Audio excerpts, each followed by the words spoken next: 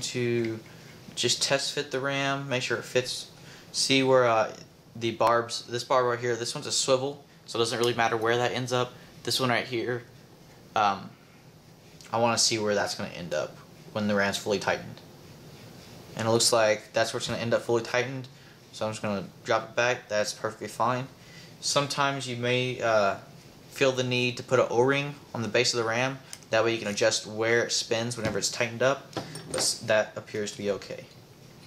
I found it easier to put the pump arm, sorry I'm getting on the screen, to put the pump arm on the RAM shaft before you screw in the RAM, because you can kind of go in sideways here a little bit.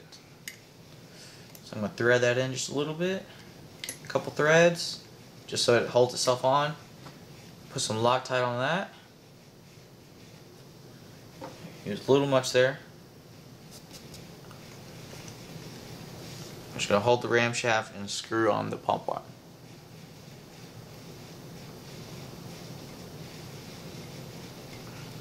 Alright. Then I'm going to drop a little bit of Loctite on the base of the RAM.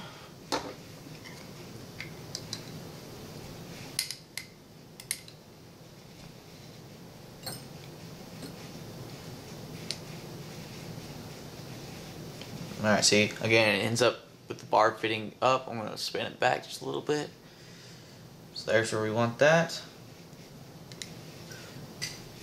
And you just see with the pump arm pushed all the way in, it's just got a little bit of threads overhanging. You don't want an excessive amount. You don't want just a little bit, because then there won't be enough threads that go into the back block. But that's just about perfect. Just about anywhere from a quarter to half, I would probably say a little half an inch. It kind of also depends on the thickness of your back block. Okay, let's go ahead and drop the hoses on the RAM, or on the RAM and all pneumatics. As you see, I will be using a slider frame. I'll show you how to put this together in just a second, but I need to show you guys this first.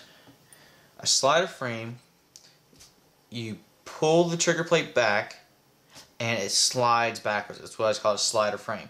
So that means whenever I pull it back and I want the gun to fire, the three-way shaft is going to get pulled backwards. Whenever you have a hinge frame, there's a hinge point right up here. Whenever you pull back, it's going to push the three-way shaft forward. So I just need to tell you guys that, just so you guys can kind of realize how you need to arrange the three-way hoses. So when the gun's in the non-fire position, I want the air to be directed to the back of the RAM so that the back block is closed. So that's when the gun is forward. So that means this front barb is going to go to the back of the RAM. As you can see, let's see, zoom in on this. So you see, that's the forward position. When the gun gets pulled backwards, there's always going to be a constant pressure in the middle of this barb fitting. But whenever the gun gets pulled backwards, it's going to first fire, and then I want the air to be directed to the front of the RAM and the back barb. So see, it's going to be backwards. It's going to go in through this middle barb and out through this back one. So I want the back barb to go to the front of the RAM, the front barb to go to the back of the RAM, and the middle barb always goes to your LPR. So let's zoom out and install the hoses. I already have them pre-cut.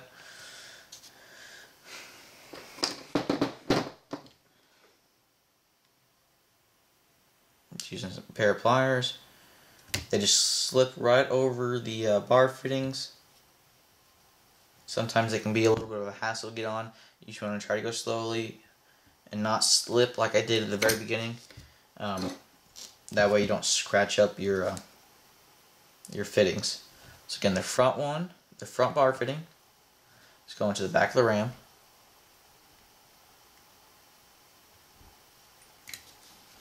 And the rear bar fitting, see, I want that to go. I'm going to put that on the inside of all this mess, just to keep it a little tighter. Actually, it's going to go this way.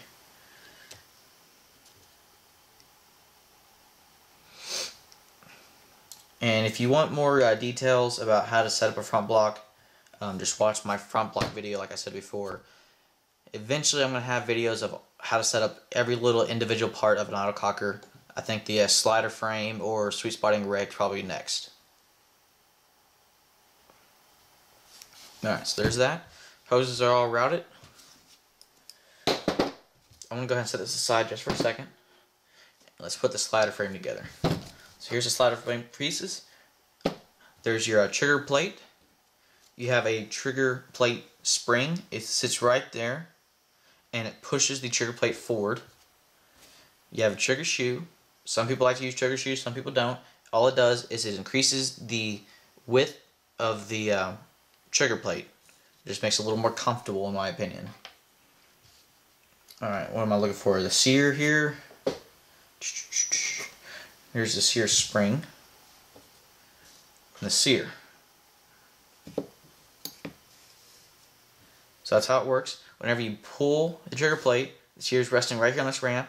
Whenever you pull it, it's going to ramp up and the sear is going to drop. That's how it works. And whenever you push it, whenever you let go, actually, this spring is going to push it forward, and this spring from up here is going to push the sear upwards to catch the hammer. So let's drop that all in place. First, the spring. I'm just going to drop the trigger plate. Just drops right in. It's going to rest right on top of that spring. I'm going to take a small Allen key and just kind of stick it right underneath there and just push it back. And you'll hear and feel the trigger plate just drop down. So you see, now the trigger plate is sprung. Alright, just drop the sear in. I'm just going to kind of line it up. There's a hole right here in the sear. There's also a hole corresponding in the frame. I'm just going to wait for those holes to line up. It's a little hard to do and keep it all on camera. Then you got the pin that just keeps it together. Pin's just going to slide in. Sometimes you might need to tap it just a little bit. Okay. Alright.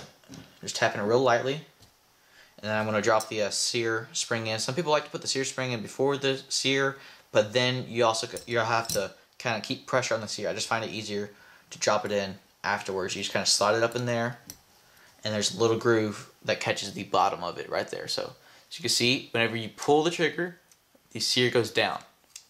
You see that? Okay. I guess we can go ahead and drop the trigger shoe on while we're at it. It's going to go on this side. No, this side. Okay. Just got 2 Allen key screws here. And those are simply tightened down.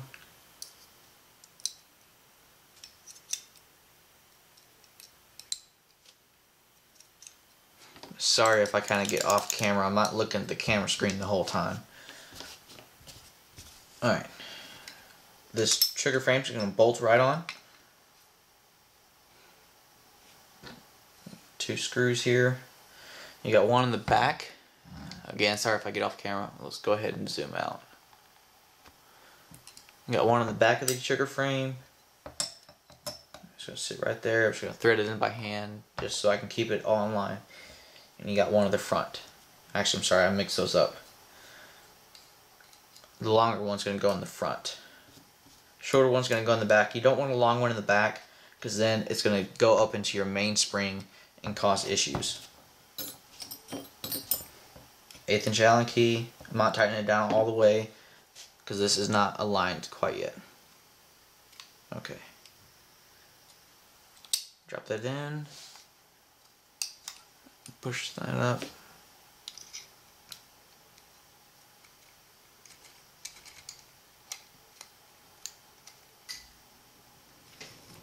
Now, I'm not tightening these down because I might have to move it depending on how this timing rod works out. So let's put, here's your vertical ASA. I'm going to put the timing rod through the vertical ASA. You have a coupler that connects it on the other side. The coupler connects the timing rod to the 3-way shaft. And I'm going to go ahead and drop the 3-way shaft in now.